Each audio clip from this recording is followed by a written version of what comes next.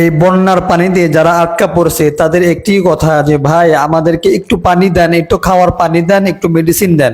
এই বন্যার মানুষগুলো আমাদের কাছে পানি আর মেডিসিন ছাড়া কিছুই চায় না। এই মুহূর্তে আপনারা দেখতে পাচ্ছেন যে এই ফেনীর পথে প্রচণ্ড পরিমাণে জ্যাম।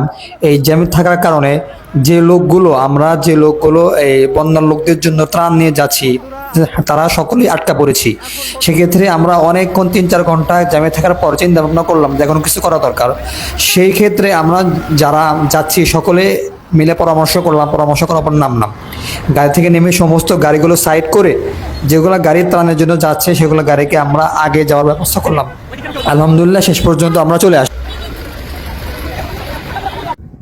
আসসালামু আলাইকুম রহমতুল্লাহ।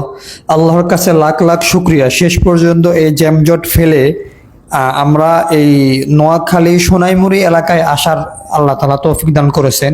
আপনারা দেখতে পাচ্ছেন যে এগুলা কিন্তু সমস্ত মাঠ, এখানে বাচ্চারা খেলাধুলা করে।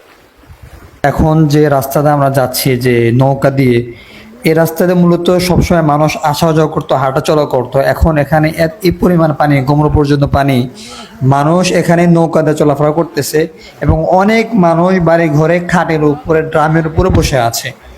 আপনি যদি নিজ চোখে না দেখেন কোনোভাবেই আপনি বুঝতে পারবেন না যে এই এলাকাগুলোর কি অবস্থা।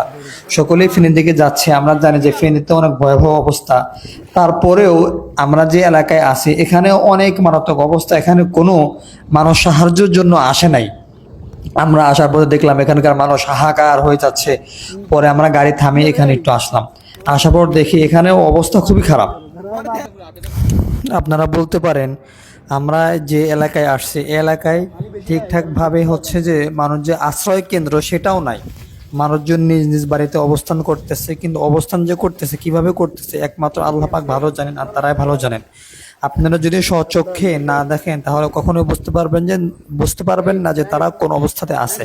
এই দেখেন আমরা যে পথ দিয়ে যাচ্ছি নৌকা নিয়ে, এই পথ দিয়ে মূলত মানুষ হাঁটাচলা করে। মানুষ এই পথ দিয়ে হাঁটাচলা করে, গ্রামের রাস্তা, সেই রাস্তা দিয়ে আমরা নৌকা নিয়ে যাচ্ছি। আপনারা যদি ত্রাণ নিয়ে এইসব এলাকায় আসেন তাহলে আমি বলবো যে বেশি বেশি পানির ব্যবস্থা এবং মোমবাতি আর একটু শুকনো খাবারের ব্যবস্থা করেন। যদি কোনো কিছু নাও পারেন অন্তত পানি বেশি করে নিয়ে আসেন, কারণ এই সব এলাকার লোক পানি খাওয়ার জন্য কোনো কিছুই পাচ্ছে না, শুধু পানি। পানির বিকল্প তাদের কাছে কিছুই নাই।